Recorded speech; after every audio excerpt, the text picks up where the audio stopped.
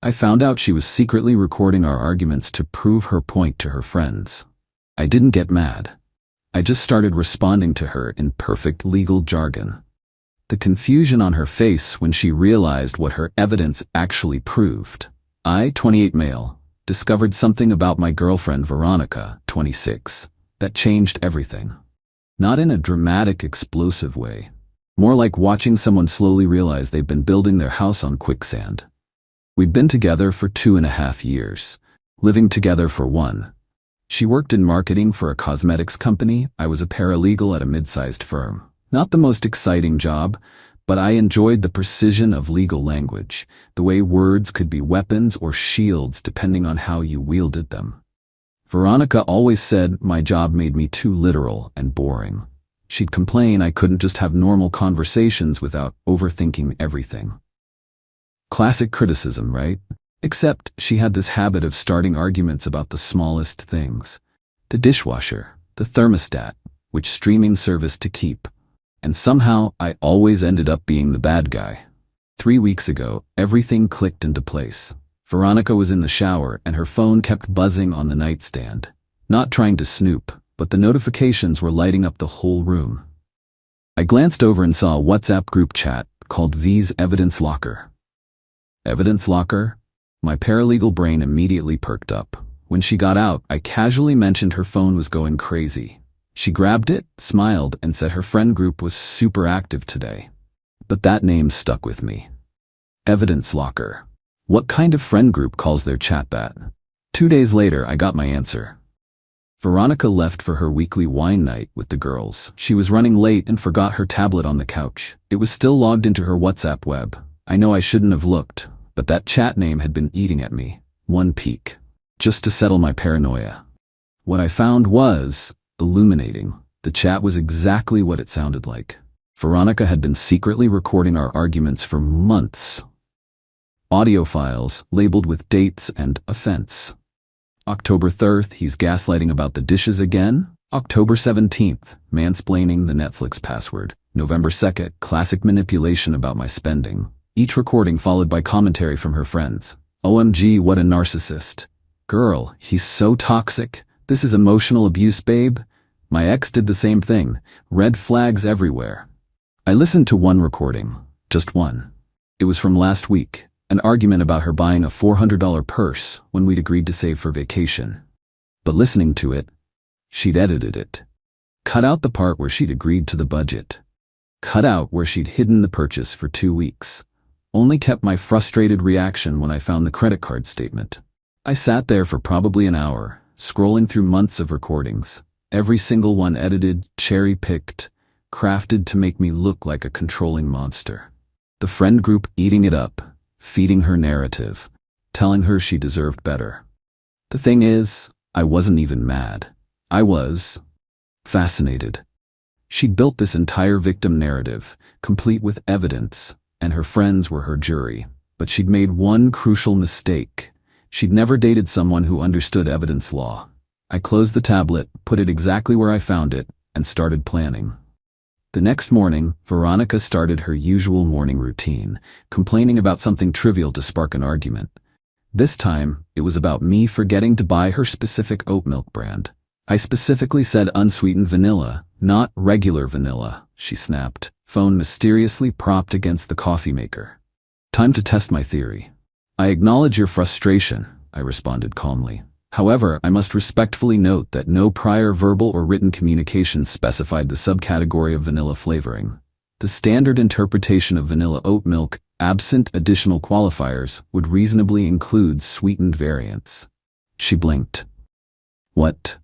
Furthermore, I continued, maintaining perfect composure, I reference our established precedent from September 14th, wherein you stated, and I quote, "Any vanilla oat milk is fine." This creates an estoppel situation, preventing you from now claiming specificity was required. Why are you talking like that? I'm simply clarifying the factual record for accuracy. She stared at me, clearly trying to figure out if this was worth recording. But how could she send her friends a recording of me speaking like a law textbook? They'd think she was the weird one for dating someone who responded to oat milk complaints with legal precedent. This continued for a week. Every attempt at starting an argument met with perfectly structured legal responses. No emotion, no frustration, just clean, clinical language that made her complaints sound petty. You never want to go out anymore. Objection. Assumes facts not in evidence. I have proposed 3 social outings in the past 10 days, all declined by opposing party. You always take your mom's side. I must contest the characterization of always. In the matter of the Thanksgiving 2023 scheduling conflict, I advocated for your position despite maternal objection. The recordings stopped. I could tell because she stopped propping her phone up during conversations. Her evidence locker. Friends were probably wondering why the content dried up. But I wasn't done. Phase 2 began last week. See, Veronica had gotten comfortable with me being the villain in her story. What happens when the villain starts keeping receipts? I started a journal. Not a diary, a contemporaneous record of events. Legal standard. Times, dates, direct quotes, context included. All handwritten, harder to claim fabrication. Monday, November 13th, 7:23 a.m. V initiated argument regarding breakfast choices. Claimed I never consider her dietary needs. Note, purchased her requested gluten-free bread yesterday. Receipt attached. Tuesday, November 14th, 6:45 p.m. V accused me of financial control when asked about $200 ATM withdrawal. When provided opportunity to explain, stated it was none of my business. Note, shared rent payment due tomorrow. The beautiful thing about accurate documentation, it tells a different story than edited recordings. Yesterday, it all came to a head. Veronica had been getting increasingly frustrated with my new communication style. She couldn't get the reactions she needed for her recordings.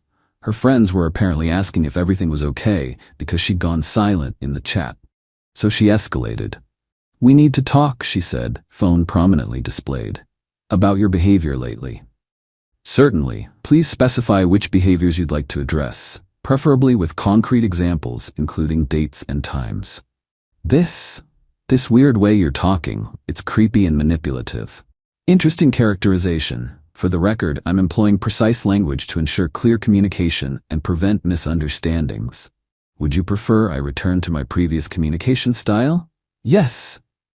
The style you've been documenting without my consent and sharing with third parties after selective editing? The color drained from her face. Gotcha. I don't know what you're talking about. Reference, WhatsApp group chat titled V's Evidence Locker, created June 2023. Approximately 47 audio recordings shared to date, all edited to remove context and your instigating behaviors. You went through my phone? Negative. You left your tablet logged in on shared furniture. The notifications were visible without any deliberate access attempts. She grabbed her phone, probably to record this confession. But what was she going to share? A recording of me calmly stating facts while she scrambled? You had no right. Actually, I interrupted, pulling out my journal. Let's discuss rights. One-party consent laws in our state allow recording of conversations you're part of. However, defamation laws still apply to false statements made to third parties. Your edited recordings, presented as complete conversations, could constitute defamation per se, as they falsely accuse me of emotional abuse. Are you threatening me? I'm informing you of legal realities. Additionally, I've maintained contemporaneous records of our actual interactions, including your patterns of instigation, financial deception, and emotional manipulation. That's not. You can't. I can, and I have. Now I suggest we discuss this like adults. Would you prefer to continue recording, or shall we have an actual conversation? She turned off her phone. First honest conversation we'd had in months. Update 1. The fallout from my revelation was instructive. After I confronted Veronica about the recordings, she went silent for about 2 hours. I gave her space, figured she needed time to process. What I didn't expect was her nuclear response. That evening, she came out of the bedroom with her suitcase. I'm going to stay with Brittany for a few days, she announced. I need to think. Understandable. Will you be taking your belongings, or is this temporary? She glared at me. Stop talking like that. Apologies. Do you want to take your stuff, or are you coming back? I don't know yet. She left, and immediately the group chat apparently exploded. How do I know? Because one of her friends, Megan, actually reached out to me. Now, Megan was different from the others. She'd always been polite at gatherings, never joined in the bash the boyfriend sessions I now knew were happening. She sent me a text. "Hey, just wanted you to know, V is sharing some pretty intense stuff in the group. You might want to protect yourself." I thanked her and asked if she could be more specific. The screenshots she sent were, wow. Veronica had told the group I was psychologically torturing her with legal manipulation, that I'd been documenting her every move to build a case against her. The narrative was that I was an abusive controller who used my legal knowledge to gaslight her. But here's where Veronica made a critical error. She shared one of her recordings to prove her point. An unedited one, in her panic. It was from 2 months ago, an argument about her canceling our anniversary dinner to go clubbing with friends. In her edited version, she'd only included me saying, "You always do this. You never prioritize us." But the full recording? It started with her saying, "I don't care if you already made reservations. The girls want to celebrate Tiffany's promotion. You're so clingy, expecting me to choose you over my friends. It's just another day." Followed by 10 minutes of me trying to calmly explain why anniversaries matter, her mocking my boring romantic crap, and then my frustrated response. Megan said the group went quiet after that. Someone asked why this recording was so different from the others. Veronica claimed it was the only time she'd edited anything.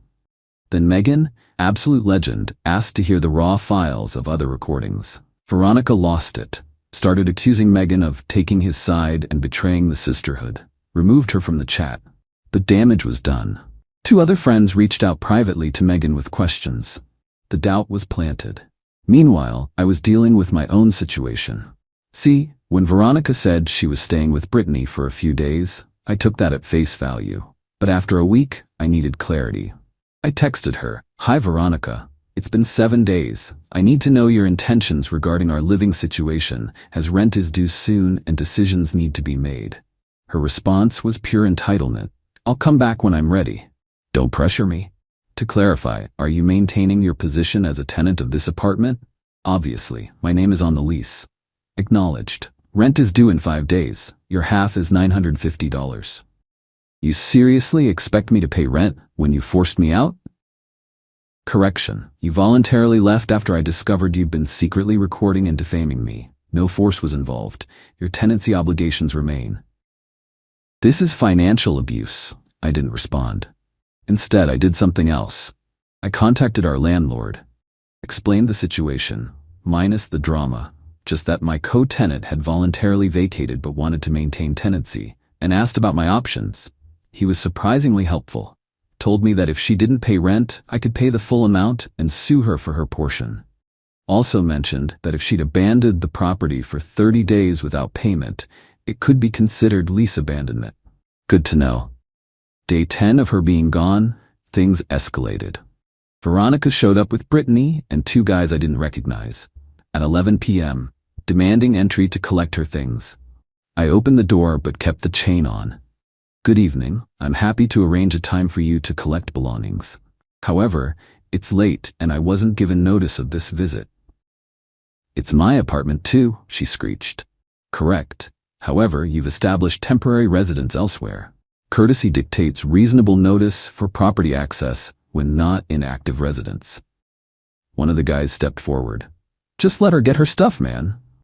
"I'm happy to accommodate that request during reasonable hours with proper notice. Shall we schedule for tomorrow at 2 p.m.? "We're here now," Brittany chimed in. "Yes, I can see that. However, I'm within my rights to request reasonable notice for entry, especially given the late hour and multiple unknown individuals present."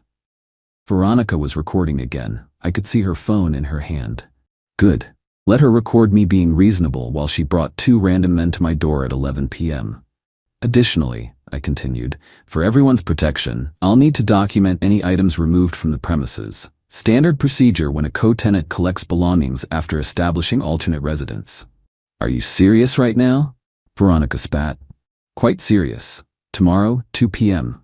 You may bring 1 person to assist. I'll have an itemized list ready for signature. Have a good evening." I closed the door. They pounded for another 5 minutes before leaving. The next day, she didn't show. Instead, I got a text. "My dad will be coming for my things. Don't try your weird legal crap with him. Her dad was actually reasonable. Showed up alone, was polite, helped pack her stuff efficiently. As he was leaving, he paused. She told me you've been abusive. But you seem pretty level-headed to me. I appreciate that, Mr. Caldwell. I've documented everything if you'd ever like to see the full picture. He nodded slowly. She's always been dramatic. Her mom's the same way. Good luck, son. That evening, I got an email from Veronica, subject formal notice. She was demanding I pay her back for her portion of furniture, electronics, and household items we'd purchased together. Claimed since I was forcing her out, I should buy out her half of everything. The entitlement was staggering. She voluntarily left, refused to pay rent, and now wanted me to pay her? I responded with my own formal notice. Attached every receipt showing I'd paid for 80% of our shared items, included screenshots of her texts admitting she left voluntarily. Cited state law on abandoned property and tenant responsibilities. Then I added one more thing.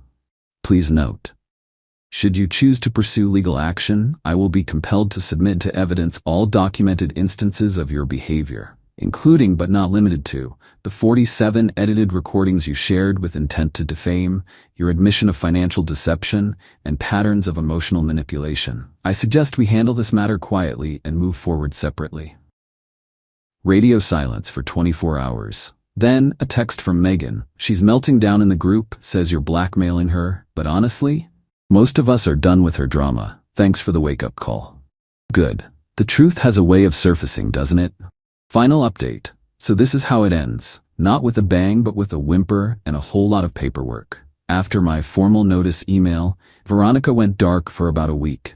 No texts, no surprise visits, nothing. Even her social media went quiet. I figured she was planning something, so I just continued documenting everything and living my life. Then I got a letter. An actual physical letter from a law firm. My stomach dropped for about 2 seconds before I read it. It wasn't a lawsuit, it was a settlement proposal. Apparently, Veronica had convinced her parents to pay for a lawyer consultation. That lawyer, after reviewing her evidence, aka the recordings, had some hard truths for her. Turns out, secretly recording someone for the purpose of mockery and defamation isn't exactly legal gold, especially when you've edited said recordings to remove context. The letter essentially proposed, she drops any claims to shared property, I drop any potential defamation claims, we go our separate ways. Clean break. But here's where it gets interesting. Attached to the proposal was a note from her lawyer that I don't think Veronica knew was included. My client has been advised of the significant legal risks of pursuing action given the circumstances. I strongly recommend accepting this mutual release. Translation. Your client is screwed, and we both know it. I took the settlement to my firm's family law attorney for review. Perks of working at a law firm. She laughed. Actually laughed. She recorded herself committing defamation repeatedly and shared it with witnesses, then tried to shake you down for money? Take the deal before she realizes how badly she's exposed herself. I signed. Send it back. Done. But Veronica wasn't quite done embarrassing herself. 2 days after the settlement was finalized, she posted on social media a long, dramatic post about surviving narcissistic abuse and finding her voice. No names, but obvious to anyone who knew us. The comments were not what she expected. Megan, bless her, commented, "Brave of you to speak up. Quick question though, weren't you the one recording him without consent and editing the files?" Brittany tried to defend, "Megan, victims do what they need to survive." Another friend, Carla, who'd been quiet until now, "Actually, I've been thinking about those recordings. Why were they all edited? And why did you kick Megan out when she asked for originals?" The post devolved into arguments. Veronica deleted it within hours. But the real karma came from an unexpected source, her job. Remember how she worked in marketing? Well, turns out her company has a pretty strict social media policy. And someone, not me, I genuinely don't know who, sent screenshots of her evidence locker chat to HR, including the parts where she'd been recording and sharing conversations that happened in our apartment while she was supposed to be working from home. She didn't get fired, but she did get demoted from senior marketing associate to junior coordinator with a matching pay cut. Suddenly that apartment she couldn't afford half of, really couldn't afford now, Last I heard through the grapevine, she moved back in with her parents. The evidence locker group chat disbanded after massive infighting. Megan and 2 others completely cut her off. Her dad told someone at their country club that his daughter needed to grow up. She's dating some new guy who apparently thinks her recording habit is toxic. Growth? As for me, life is peaceful, beautifully, wonderfully peaceful. I kept the apartment, got a normal roommate who pays rent and doesn't document our conversations. Started dating a fellow paralegal who finds my legal speak endearing rather than annoying. We actually use it as foreplay, kidding. Mostly. My firm promoted me to senior paralegal after my handling of a complex evidence review. Turns out, dealing with Veronica's manipulation tactics made me really good at spotting doctored documents and inconsistent narratives. The best part? I still have my journal. Every entry, every receipt, every documentation of her lies. I don't need it anymore. But there's something satisfying about having a physical record of the truth, especially when someone tried so hard to rewrite reality. Veronica wanted to build a case against me. She wanted evidence of what a terrible person I was. She wanted her friends to validate her victim narrative. Instead, she created 47 pieces of evidence of her own manipulation, defamation, and abuse. She documented her own downfall, edited it badly, and distributed it to witnesses. In legal terms, we call that hoisted by your own petard. In regular terms, play stupid games, win stupid prizes. I don't check her social media anymore.